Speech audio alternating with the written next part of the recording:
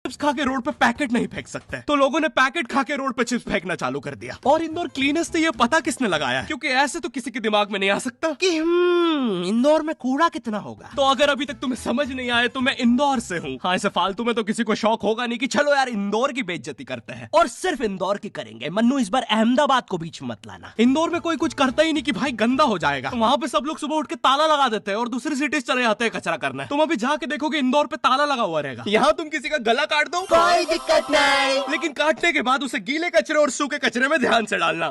400 लोगों को टपका दिया, 300 बच्चों को उठवाया, 5 बवासीर वाले अंकलों को बिठवाया। आज तक मुझे कोई पकड़ नहीं पाया, तुमने कैसे पकड़ा?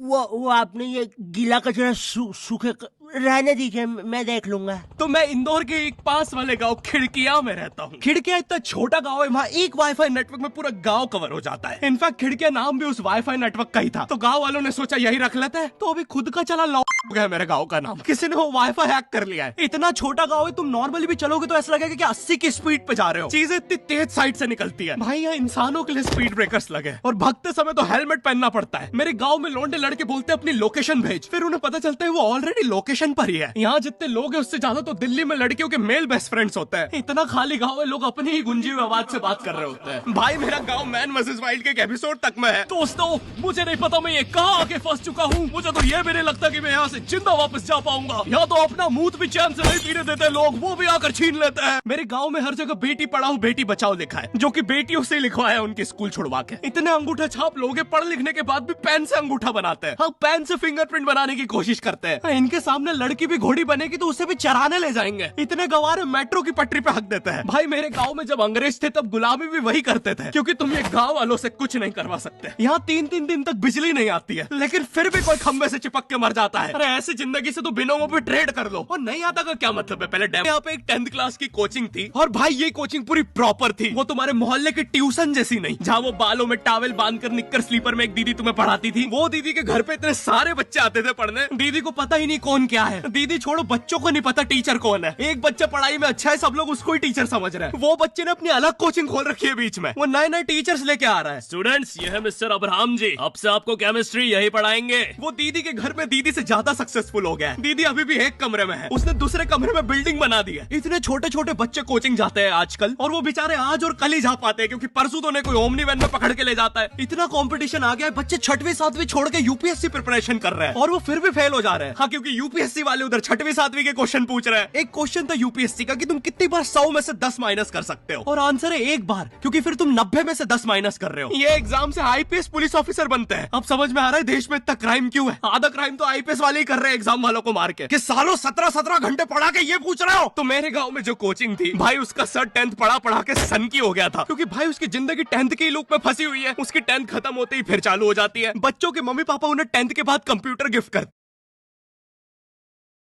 जोड़ के GTA 5 खेलता है। सर इतना 10th क्लास में है, वो कोचिंग के बाद अपनी ही कोचिंग की लड़कियों के सामने बाइक से स्टंट मार रहा होता है। देख कोमल, राज ने तो सबको पीठ पे कुत्ते मारे हैं, तू कोई नई नहीं है। शबाक, पीठ पे कुत्ते मारने वाला राज।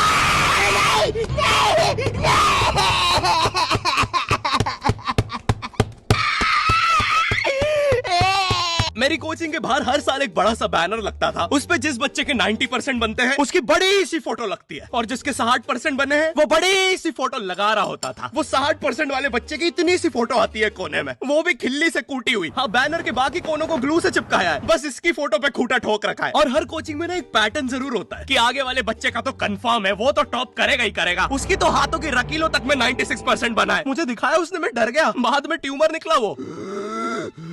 भाई तू इलाज करवा ले यार अपना। चलता है तू मुझसे। कोचिंग में पीछे एक बच्चा पिट रहा है, उसकी किताब में सर ने ड्राइंग्स देख लिया। वो ड्राइंग्स उसकी थी भी नहीं, वो जिस सीनियर की बुक थी उसने बना रखी थी। ये इसलिए पिट रहा है क्योंकि इसको आज तक लगता था कि गांधी जी घूंघट में हंसती एक औरत है, और नेहरू जी ये है नेहरू जी। इस बच्चे के हिसाब से हमारी आजादी की लड़ाई कुछ ऐसी दिखती है।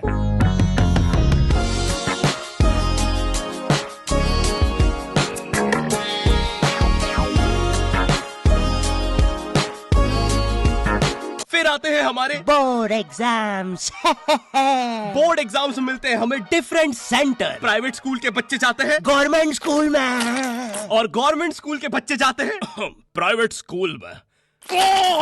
और भाई बहुत डिफरेंस होता है इन दोनों स्कूल में। प्राइवेट स्कूल के बच्चे बोलते हैं हमारी स्कूल के नीचे कब्रिस्तान है। गवर्नमेंट स्कूल के बच्चे बोलते हैं कब्रिस्तान के नीचे हमारी स्कूल है। गवर्नमेंट स्कूल की बेंचेस हमेशा हिलती रहती है।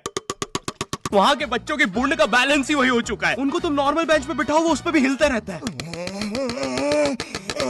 और भाई यहाँ की टॉयलेट ये बस टॉयलेट के लिए यूज नहीं होता है। अरे तुझे श्रेया का नंबर याद है क्या? चल मेरे साथ। कहाँ? अरे बाबा यहाँ तुझे किसी भी लड़की का नंबर मिल जाएगा। श्रेया अग्रवाल, श्रेया बंसल, श्रेया शर्मा, श्रेया राजा ने मिल गया। अरे लेकिन ये तो बंद है। अरे तो टेंशन की क्या बात है, इधर आइए ना, इधर बाकी नंबर भी है, चेक करिए। श्रेया जियो, श्रेया एयरटेल, श्रेया आइडिया। हेलो श्रेया। हाँ बोल।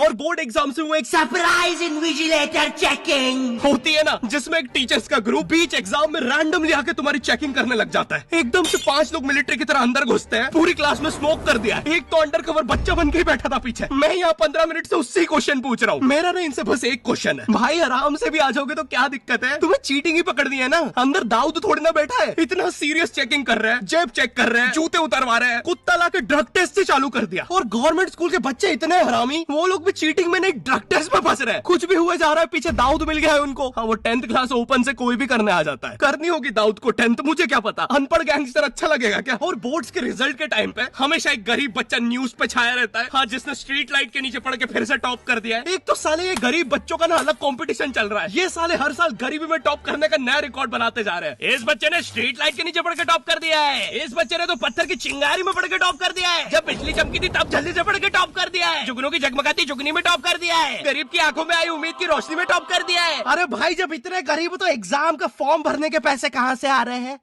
अब इसकी जो जल रही है उसमें भी पढ़ के टॉप कर दिया है। यो आई होप तुम्हें वीडियो पसंद आई होगी और हम कर रहे हैं